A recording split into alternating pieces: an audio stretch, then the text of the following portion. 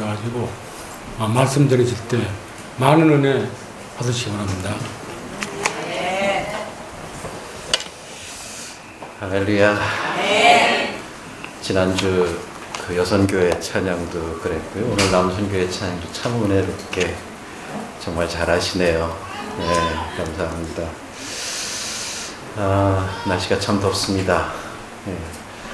오늘 저는 그 서로 사랑하자라는 주제로 함께 은혜를 나누려고 합니다.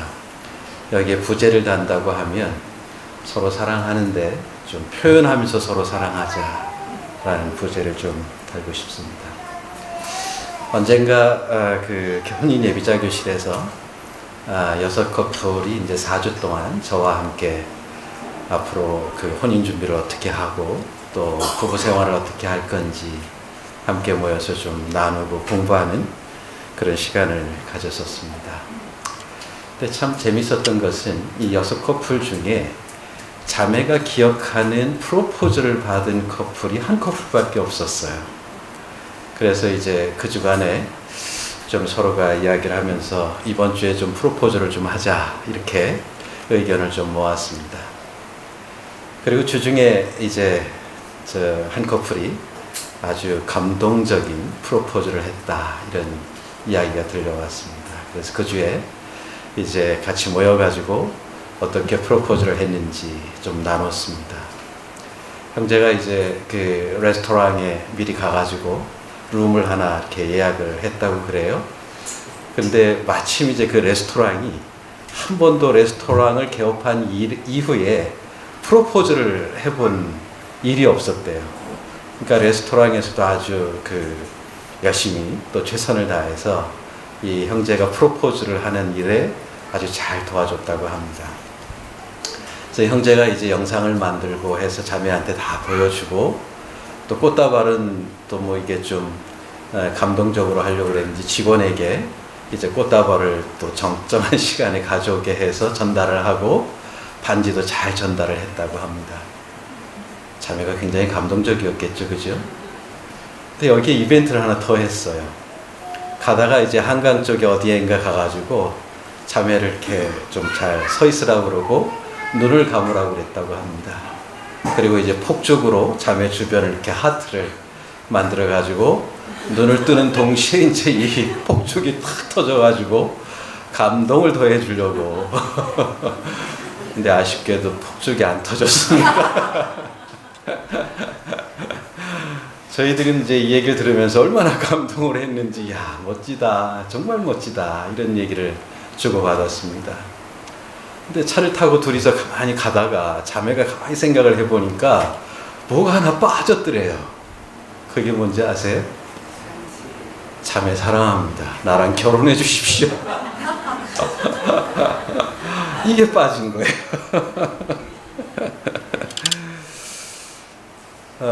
사실 우리가 사랑한다고 선물도 주고 이벤트도 하고 합니다만 그런 그 현장에서 사랑의 고백, 사랑의 표현이 없다고 하면 사실은 그 선물이나 이벤트가 좀 의미가 축소되지 않을까라는 생각을 좀 해봅니다. 제가 아버지 교실을 한 교회에서 여러 번 몇 년 동안 거쳐서 여러 번 진행을 좀 한 적이 있었습니다. 사실 이 아버지 교실을 하면서 이제 강의하고 워크숍하고 이렇게 이제 진행을 하는데요.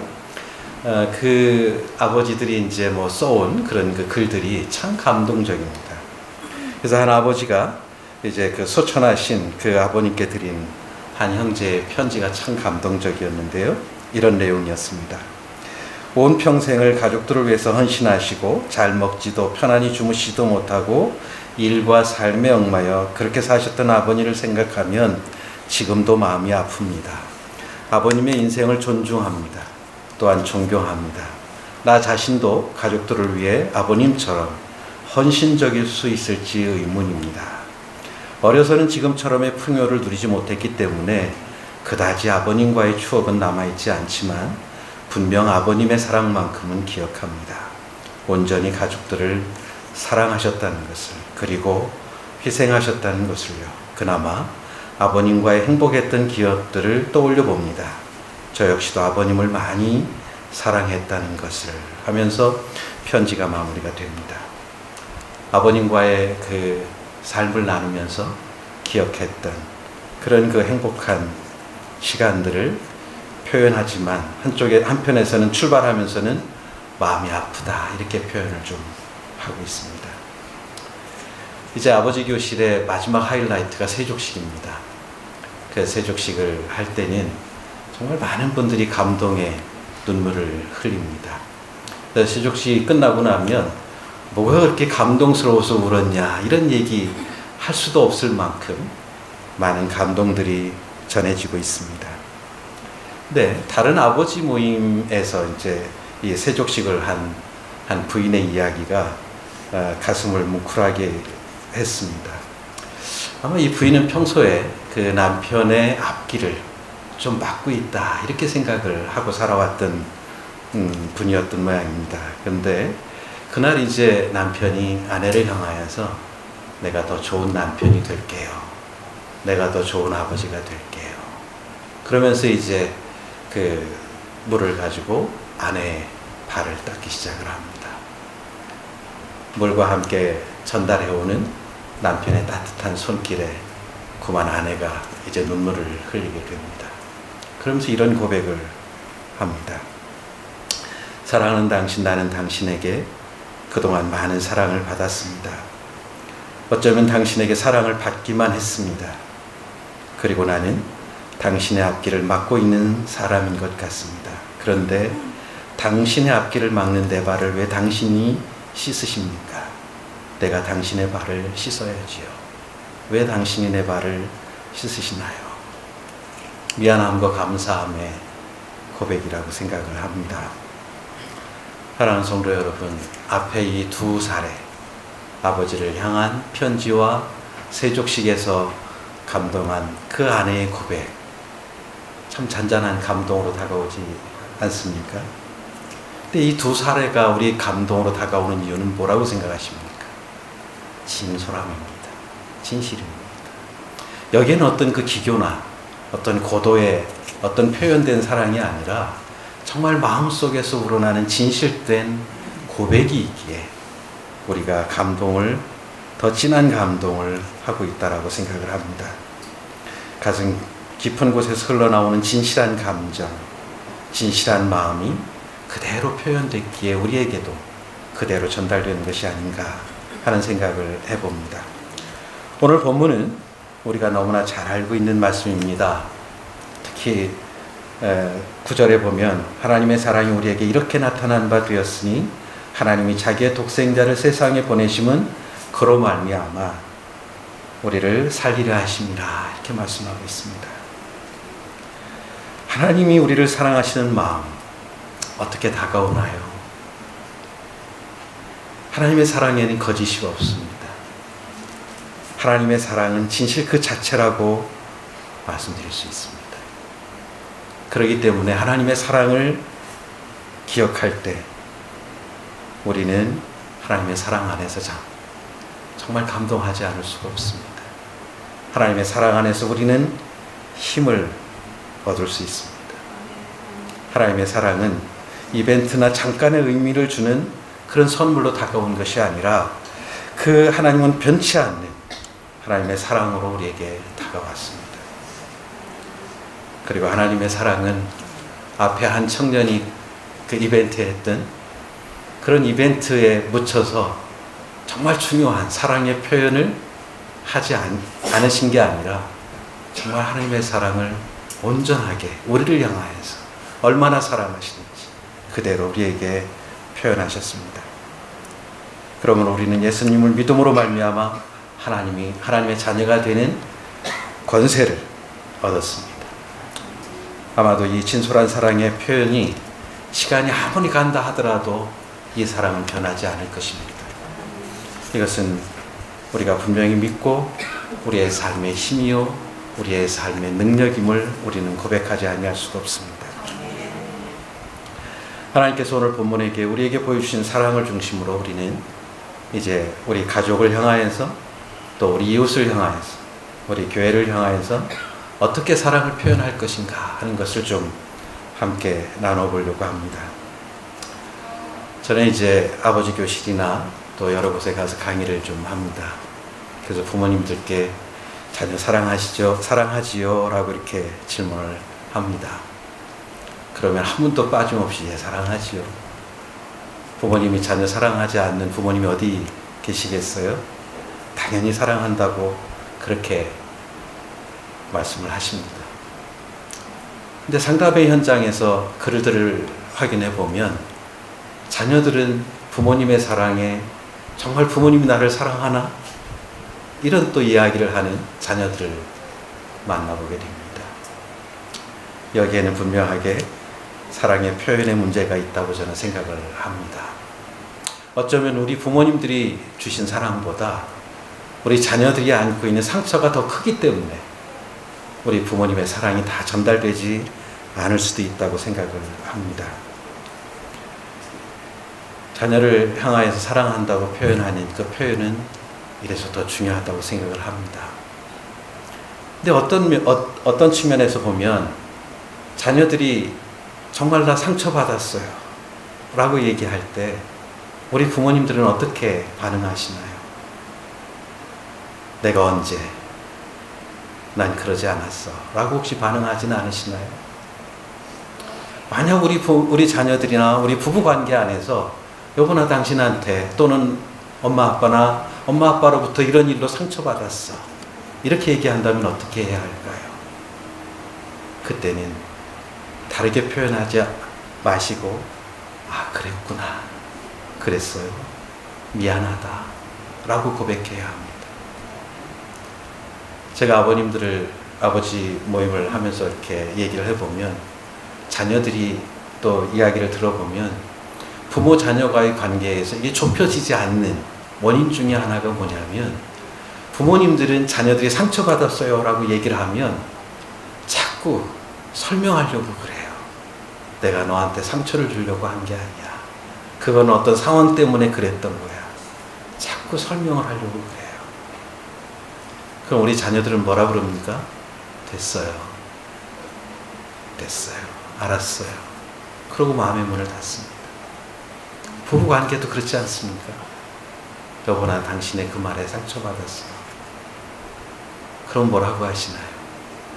아이고 다 그렇게 살지 뭐. 그때 진솔하게 미안해 라고 한마디 하는 것이 그 다음에 사랑을 주고받을 수 있는 감정이 생긴다는 것을 우리는 잊지 말아야 합니다.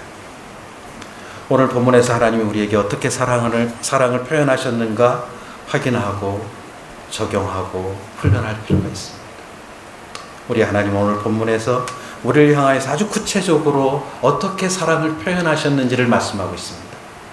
독생자 예수 그리스도를 보내셔서 우리가 해결할 수 없는 죄의 문제를 해결하셨고 오늘 본문에서 말씀하신 것처럼 화목제로 그 아들을 보내셨다 이렇게 말씀하고 있습니다. 그 결과가 어떻습니까? 사망에서 생명으로 옮겨졌습니다. 하나님께서 구체적으로 우리에게 십자가를 통하여서 사랑을 표현하신 그 결과로 말미암아 우리는 사망에서 생명으로 옮겨진 것입니다. 오늘 여기서 우리가 주목해야 할 내용은 하나님이 우리를 사랑하시는데 아무런 표현도 안 하시고 그냥 마음으로만 내가 너희들 사랑해 이렇게 하지 않으셨다는 거예요. 너무나 구체적으로 표현하셨다는 거죠. 이 표현으로 말미암아 우리는 죽음 이후에 불확실성에 대해서 고민하지 않을 수 있습니다. 아마 죽음을 생각하셨던 분들 중에 어쩌면 또 어떤 그 질병으로 인해서 죽음의 문턱까지 가셨던 분들 혹시 계신지 모르겠어요. 저는 사실은 오진이었지만 죽음의 문턱까지 죽음을 준비해야 하는 그런 상황을 맞이한 적이 있었습니다. 오진이었습니다. 근데 그때요 정말 제 안에 너무나 평안이 있었어요. 가도 돼. 갈 곳이 있어. 그게 얼마나 편안을 줬는지 모릅니다. 우리 크리스찬들에게 죽음 이후에 우리가 갈 수 있는 곳, 죽음 이후에 영원한 생명이 예수 믿는 사람들에게 있다는 것이 얼마나 큰 복인지 우리는 알고 있습니다. 오늘 이 말씀과 함께 우리가 묵상할 수 있는 말씀이 요한복음 3장 16절입니다. 하나님이 세상을 이처럼 사랑하사 독생자를 주셨으니 이는 저를 믿는 자마다 멸망치 않고 영생을 얻게 하려 하십니다. 오늘 예수님을 믿는 자들, 즉 요한복음 3장 16절에 멸망하지 않는다고 말씀하고 있습니다. 예수님을 믿는 자들에게 반대로요. 그러면 예수 믿지 않는 사람들은 어떻게 된다는 거죠? 멸망한다는 거예요. 멸망한다는 것은 뭡니까? 지옥에 간다는 거예요. 지옥에 간다는 거예요. 얼마나 끔찍한 말씀입니까? 근데 그 문제를 하나님께서 구체적으로 사랑을 표현하셔서 우리로 하여금 영생을 얻어서 심판에 이르지 않도록 우리의 삶을 인도하셨다는 겁니다. 정말 얼마나 감사하고 감사한지 정말 깊은 감사로 고백하지 않을 수가 없습니다. 하나님의 사랑이 이렇게 나타난 바 되었으니 하나님의 사랑이 예수 그리스도를 이 땅에 화목제로 그 아들을 보내셨음으로 말미암아 우리가 하나님의 자녀가 되는 권세를 얻었다라고 말씀을 하십니다. 따라서 이러한 사랑의 표현을 통하여서 우리의 마음에 감동이 있고 우리의 삶에 힘이 된다면 우리는 이제 이 사랑의 표현을 우리 가족과 또 부부관계 안에서 자녀관계 안에서 이웃을 향하여서 표현을 해야 합니다. 어떻게 표현할까요? 로스 캠멜이라고 하는 유명한 크리스찬 의사가 있습니다. 이 의사는 우리의 감정이 정서적으로 표현되기 위해서 가장 중요한 두 가지가 있대요. 그게 뭐냐면 하나는 손길이고 하나는 눈길이래요. 따뜻한 손길, 사랑의 눈길. 이 두 가지가 우리가 이 정서적으로 표현될 때 사람들은 그 사랑을 느끼고 사랑의 감정을 전달받게 된다는 거죠. 부부가 함께 손을 잡아보신 지 얼마나 되셨어요? 아침에 함께 손잡고 나오셨어요? 잘하셨어요. 왜요? 부모님과 함께 뵈면 함께 손잡고 어머니 사랑해요, 아버님 사랑합니다 이런 고백 해보셨어요? 언제 하셨어요? 자녀들을 향해서 아침에 일어난 자녀들 잘 잤니? 사랑의 눈길을 좀 보내셨나요? 느끼한가요? 우리 자녀들이 우리 부모님들의 마음처럼 잘 자라주면 참 얼마나 좋겠어요, 그죠? 네, 현실은 이렇게 넉넉하지 않잖아요. 때로는 우리 자녀들이 우리에게 실망도 안겨줍니다. 또 기쁨과 감사로 자라는 자녀들이 있지만 때로는 실망도 시키고 때로는 화도 나게 하고 때로는 이해할 수 없는 그런 일들이 다가오는 것을 우리는 경험하게 합니다. 세상 사람들이 이해하지 못하고 신뢰하지 못한다 하더라도 우리는 우리 자녀들을 지지하고 그 힘든 상황들을 함께 견뎌내고 함께 걸머지고 나가야 합니다. 그럴 때 우리 사랑의 손길과 사랑의 눈길을 잊어서는 안 됩니다. 우리 자녀들이 세상을 살아가면서 힘들고 지칠 때 가장 먼저 떠오르는 사람 누구일까요? 부모님이죠. 엄마, 아버지.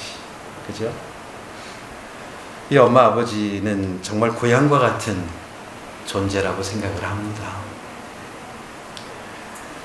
하나님의 자녀인 우리도 수없이 넘어져도 하나님의 사랑의 손길과 눈길은 우리를 향하여서 계속 다가오고 있습니다. 끊어지지 않습니다. 그러기에 우리는 이 힘든 세상을 기쁨과 감사로 살아갈 수가 있습니다.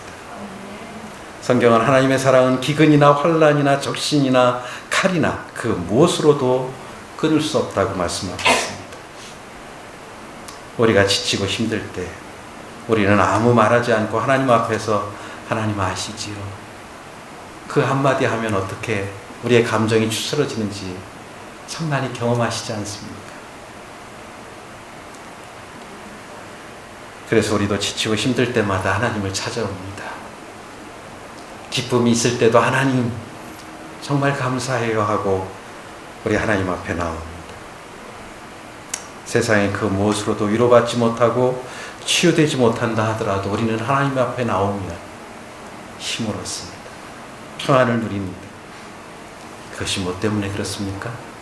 하나님의 사랑이 우리와 함께하기 때문에. 하나님의 사랑이 충만하게 우리와 함께하기 때문에 우리는 하나님 앞에 나와서 힘들고 지쳐있을 때 힘을 얻고 기쁨으로 돌아갈 수가 있는 것입니다. 우리는 탕자의 비유에서 이와 같은 사실을 발견하게 됩니다. 탕자가 아버지의 재산을 다 통진하고 가장 먼저 떠오르는 사람이 누구였습니까? 바로 아버지였습니다. 우리 하나님이 우리가 해결할 수 없었던 고통을 해결해 주시고 사랑을 표현해 주신 것처럼 우리 가족 관계 안에서 이제는 사랑을 표현하는 삶을 좀 더 풍성하게 살았으면 좋겠습니다. 아버지 교실에서 그 한 아버지 이제 그 하고 숙제 중에 하나가 이런 게 있습니다. 혹시 이제 참여하신 분들은 아시겠습니다만 이제 그 아내를 사랑하는 이유 20가지를 써오라 그럽니다. 처음에 이 숙제를 하면 목사님 20가지나 쓰라고요 막 이래요. 근데 나중에 보면 다 써오세요. 참 신기하죠?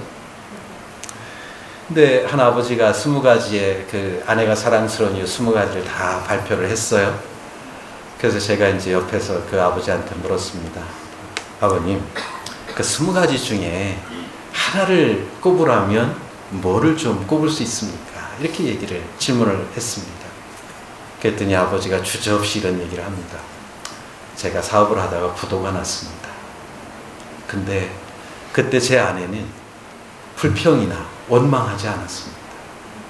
그리고 제 옆에 묵묵히 함께 있어줬습니다. 그리고 옆에 있어줄 뿐만 아니라 사업의 현장에 나와서 팔을 걷어붙이고 저와 함께 했습니다. 여자로서는 좀 무겁고 힘든 일들이었지만 그 힘든 물건들을 들어주고 묵묵히 힘을 보태주면서 저를 지원을 했습니다. 이렇게 고백을 하면서 남편이 눈물을 주르르 흘리는 그런 모습을 보였습니다. 그러면서 그 아버지가 이런 얘기를 합니다. 저는 그때 제 아내가 정말 저를 사랑하는 것을 느꼈습니다. 제 평생에 잊지 못할 아내의 가장 사랑스러운 모습이었습니다. 이렇게 고백을 했습니다. 한 교회 청년부에 가서 특강을 한 적이 있었습니다. 제목이 이제 사랑의 표현이었어요.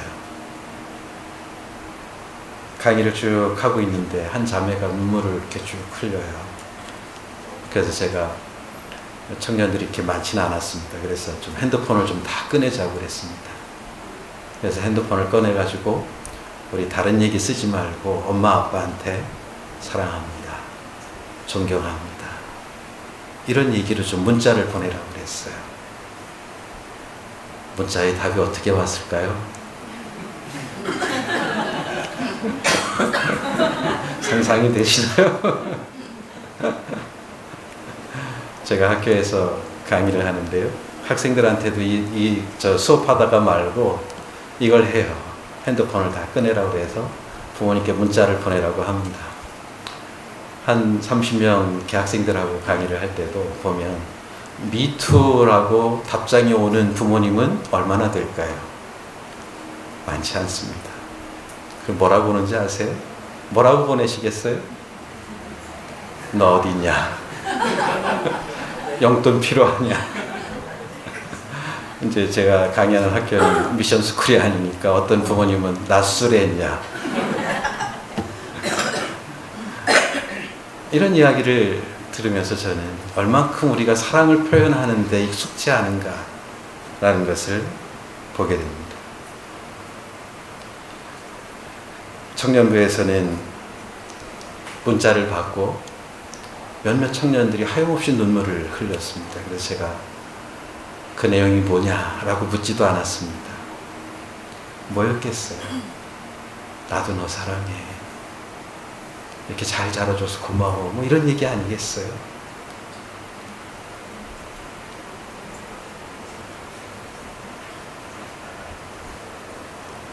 사랑하는 성도 여러분, 사랑하는 감정들이 있을 때 그냥 속으로만 가지고 있지 마시고요.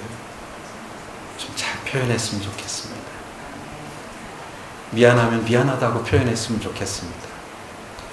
고마우면 고맙다고 표현했으면 좋겠습니다.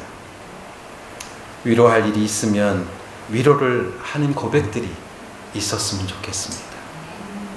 힘겨운 일들이 있다면 그 힘겨움을 함께 걸머지는 그런 삶이 있었으면 좋겠습니다. 우리를 사랑하시는 하나님처럼 말입니다. 우리가 해결할 수 없는 그 죄의 문제를 해결하신 우리 주님, 우리 하나님의 그 사랑처럼 말입니다.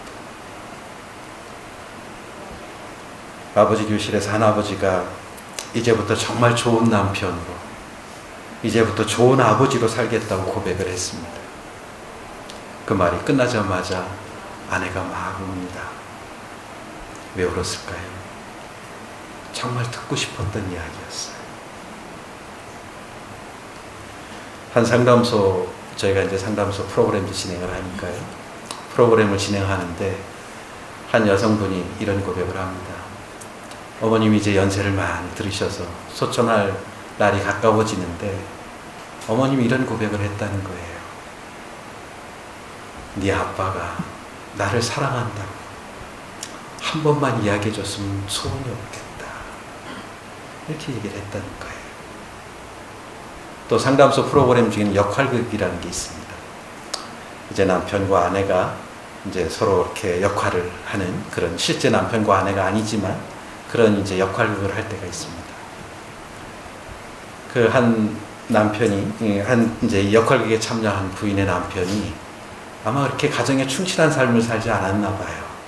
아내한테도 그랬고요. 그래서 이 부인이 이제 남편으로 역할극을 하는 그 사람한테 이 얘기를 막 합니다. 내 남편은 이렇게 살았습니다. 그랬더니 이 역할을 하는 저 남편 역할을 하는 사람이 확 끌어안고 여보 미안해, 여보 사랑해, 이렇게 얘기를 합니다. 이 여성이 눈물이 끊이지가 않아요. 한참 동안 끊이지 않아요. 당신이 살았을 때 나한테 이 얘기해 줬으면 내가 얼마나 좋았을까. 당신이 살았을 때 나를 안고 이 얘기를 해줬으면 내가 얼마나 행복했을까. 나중에 표현하면 되지. 이렇게 생각하지 않았으면 좋겠습니다. 지금 옆에 삶을 함께 나눌 때, 나누는 삶의 그 가족들이 있을 때, 또 우리 교회 공동체가 함께 삶을 나눌 때, 그 현장에서 사랑합니다, 존경합니다, 미안합니다, 고맙습니다, 이런 표현들을 많이 했으면 좋겠습니다. 사랑의 표현은 우리의 삶의 현장에서, 사랑의 가족관계 안에서 사랑을 체험하게 합니다. 이러한 사랑의 체험은 오랜 기억에 남을 것입니다. 어쩌면 영원히 남을 수도 있습니다. 하나님의 사랑이 영원히 우리와 함께하는 것처럼 영원히 우리 가족관계 안에서, 우리 공동체 안에서 표현된 이 사랑의 고백들은 영원히 기억에 남을 것입니다. 두 번째로 살펴보고 싶은 것은, 사랑을 할 때 좀 먼저 하는 훈련을 했으면 좋겠습니다. 오늘 그 4장 읽지는 않았습니다만 4장 19절에 보면 우리가 사랑하면 그가 먼저 우리를 사랑하셨습니다 라고 성경은 말씀하고 있습니다. 그가 먼저 우리를 사랑하셨습니다. 우리는 우리 가족과 이웃을 향하여서 먼저 사랑을 표현하는 훈련을 해야 합니다. 우리 부부 관계 안에서, 우리 자녀 관계 안에서, 우리 공동체 안에서. 탕자의 비유에서 탕자가 집으로 돌아오는 장면을 성경은 아주 자세하게 기록하고 있습니다.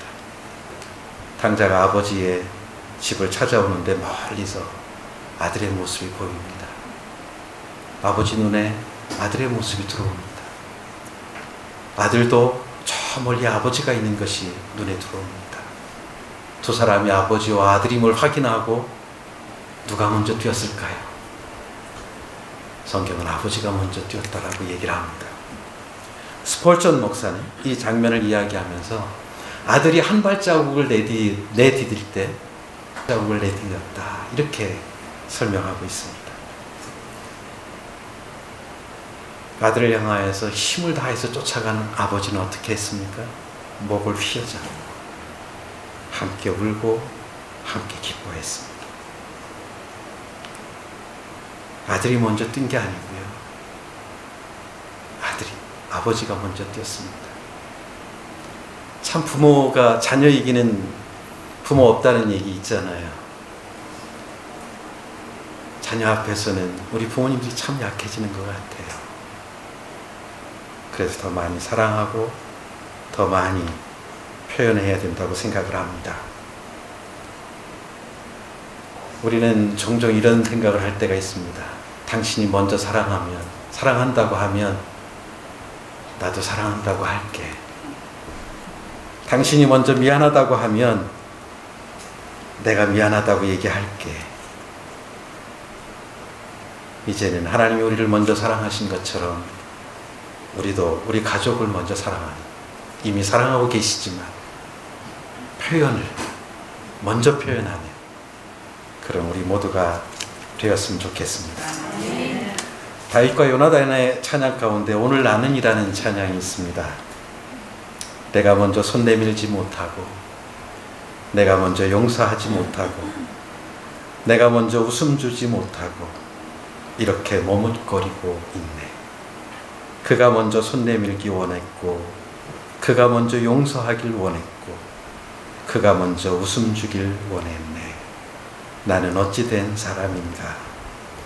오 간교한 나의 입술이여, 오 더러운 나의 마음이여, 왜 나의 입은 사랑을 말하면서, 왜 나의 마음은 화해를 말하면서, 왜 내가 먼저 져줄 수 없는가, 왜 내가 먼저 손해볼 수 없는가. 오늘 나는 주님 앞에서 몸둘 바 모르고 이렇게 흐느끼며 서 있네. 어찌할 수 없는 이 마음을 주님께 맡긴 채로 나의 입은 사랑을 말하면서 왜 표현하지 못할까요? 누가 먼저 사랑을 표현해야 할까요? 저는 순서는 없다고 생각합니다. 사랑을 필요로 하는 사람들에게 우리 서로가 사랑을 먼저 표현해야 합니다. 혹시 이 시간에 내가 사랑을 표현해야 될 사람이 떠오르시나요? 예배가 끝난 다음에 사랑의 눈길과 손길을 통하여서 사랑을 고백했으면 좋겠습니다. 이러한 사랑의 표현의 결과는 어떻게 나타날까요? 그것은 바로 생명이고요. 그것은 바로 세상을 이기는 이김입니다. 로마서 8장 35절에 37절에 보면 누가 우리를 그리스도의 사랑에서 끊으리요? 환난이나 곤고나 핍박이나 기근이나 적신이나 위험이나 칼이랴. 기록된 바 우리가 종일 주를 위하여 죽임을 당게 되며 도살할 양같이 여김을 받았나이다 함과 같으리라. 그러나 우리가 이 모든 일에 우리를 사랑하시는 이로 말미암아 우리가 넉넉히 이기느니라. 아멘. 여러분의 사랑의 표현을 통하여서 여러분과 함께 삶을 나누는 사람들은 이 세상에서 넉넉히 이기는 삶을 살아갈 것으로 믿습니다. 아멘. 분명 가족의 사랑의 표현은 세상을 이기는 힘이고 지혜고 능력이 될 것입니다. 이러한 사랑의 표현을 통하여서 우리 성도님 여러분의 가정에 주님의 사랑이 충만하게 임하시기를 기도합니다. 아멘. 또 이러한 사랑의 표현을 통하여서 우리 성도님들의 가정이 더욱더 건강해지기를 기도드립니다. 아멘. 마지막으로 오늘 이러한 사랑은 이제 가족관계 안에서 우리가 이웃관계로 좀 돌려볼 필요가 있습니다. 우리가 살아가는 이웃에게 우리는 동일하게 이 말씀을 좀 적용할 필요가 있다고 생각을 합니다. 우리와 삶을 함께 나누는 사람들은 사랑이 필요한 사람들이 참 많습니다. 우리 크리스천 라이프 센터에서는 그 김장철이 되면 한 교회에서 김장을 담습니다. 시골에서 이제 배추를 사다가 그것도 시골 교회 목사님을 통해서 배추를 구입을 해옵니다. 그리고 거기서 양념도 다 사옵니다. 그리고 열심히 교회에서 김치를 담은 다음에 작은 교회 목사님들에게 드려요. 그럼 작은 교회 목사님들은 그거를 목사님들이 드시는 게 아니라 주변에 어려운 분들에게 그 김치를 나눕니다. 또 12월 24일이 되면 성탄 케이크를 한 교회에서 만들어요. 그래서 이제 또 작은 교회 목사님들 오시라 그래가지고 작은 교회 목사님들에게 그 케이크를 뭐 어떤 교회는 20개, 어떤 교회는 15개, 뭐 30개 이렇게 다 드립니다. 그럼 또 그 목사님들이 그걸 가지고 주변에 어려운 분들에게 또 혼자 계신 분들에게 그걸 잘 나눠드려요. 나중에 목사님들한테 들려오는 소식은 그 현장에 얼마나 감동이 있고 얼마나 기쁨이 있고 얼마나 감사가 있었는지 고백하는 이야기들이 들려옵니다. 우리 주변에는 우리의 사랑이 필요로 하는 분들이 참 많다고 생각을 합니다. 사도행전 1장 8절에 보면 오직 성령이 너에게 임하시면 너희가 권능을 받고 예루살렘과 유대와 사마리아 온 땅 끝까지 이르러 내 증인이 되리라 이렇게 말씀을 하십니다. 복음을 증거하는 것, 하나님의 사랑을 표현하신 것을 우리가 그 사랑을 다시 표현하는 하나의 우리의 삶이라고 생각을 합니다. 우리 세수만교회가 해외 선교, 특히 중국 선교에 많은 사랑을 쏟고 계시다고 알고 있습니다. 복음을 증거하는 것, 우리 크리스찬들이 이웃을 향하여서 표현하는 최고의 사랑의 표현이 아닐까 생각을 합니다. 왜냐하면 우리가 복음을 증거하지 아니하면 저 사람들은 멸망할 사람들이기 때문에 그들을 향하여서 예수 그리스도가 우리의 주인이십니다. 예수 그리스도의 십자가와 부활을 통하여서 우리를 구원하셨고 우리가 영원히 살아가야 할 저 천국이 준비되어 있습니다. 이것을 증거하는 것이야말로 우리 이웃을 향하여서 표현하는 최고의 사랑의 표현이 아닐까 생각해 봅니다. 사랑하는 성도 여러분, 오늘 저는 사랑의 표현을 중심으로 서로 사랑하자 이렇게 말씀을 나눴습니다. 오늘 이 말씀을 이제 가족관계 안에서 우리 교회 공동체 안에서 여러분이 삶을 살아가는 현장의 이웃을 향하여서 잘 표현하셔서 그 안에 사랑이 더욱더 충만해지기를 우리 주님의 이름으로 기도드립니다. 또 우리 교회가 더욱더 행복해지기를, 이런 사랑의 표현을 통하여서 더욱더 행복해질 수 있기를 기도합니다. 우리 잠깐 이 시간에 두 손 모으고 같이 잠깐 기도드렸으면 좋겠습니다.